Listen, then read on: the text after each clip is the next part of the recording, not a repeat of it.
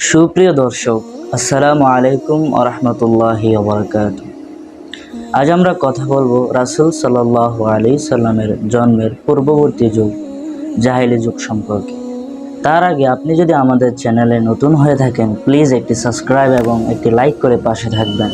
ইসলামের আবির্ভাব তথা মহানবী সাল্লাল্লাহু আলাইহি সাল্লামের আগমন মানব সভ্যতার জন্য একটি অবিস্মরণীয় ঘটনা ছিল। আল্লাহ তাআলার মনোনীত ইসলাম ধর্মের আবির্ভাবের পূর্বে আরব সভ্যতা ছিল জাহেলি যুগ নামের একটি অন্ধকারাচ্ছন্ন যুগের মধ্যে। সে যুগে আইন কানুন, নীতি নৈতিকতা, সংস্কৃতি, ধর্মীয় এবং রাজনীতি বিষয়ে কোনো সুষ্ঠুতা ছিল না, বরং সর্বক্ষেত্রেই বিশৃঙ্খলতা এবং নৈরাজ্য বিস্তার করেছিল।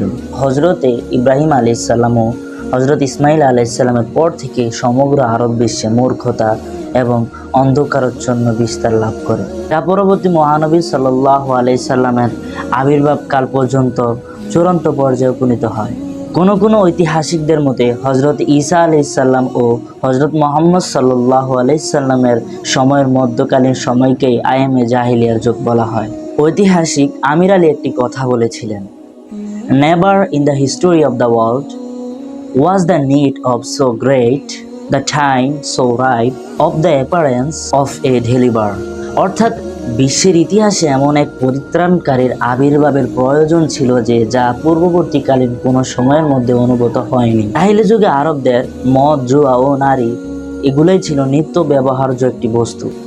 মদ, জুয়া, নারী এবং নর্তকী ছাড়া তাদের জীবন কল্পনাও করা যেত না।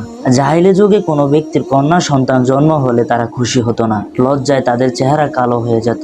অনেক পিতা এই লজ্জার হাত থেকে বাঁচার জন্য এবং দরিদ্রতার হাত থেকে বাঁচার জন্য তার কন্যা সন্তানকে মাটির নিচে পুঁতে ফেলার জন্য দ্বিধা করত না। এই চরম উচ্ছৃঙ্খল এবং অন্ধকারাচ্ছন্ন আরব জাতি আমাদের প্রিয় নবী মুহাম্মদ সাল্লাল্লাহু আলাইহি সাল্লামের কারণে আলোর পথ দেখতে পেয়েছিল।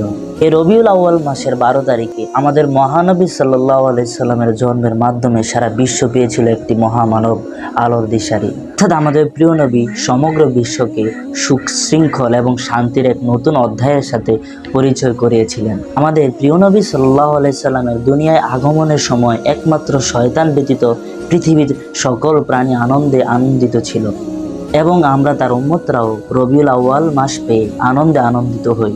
আর আপনি আনন্দিত তো?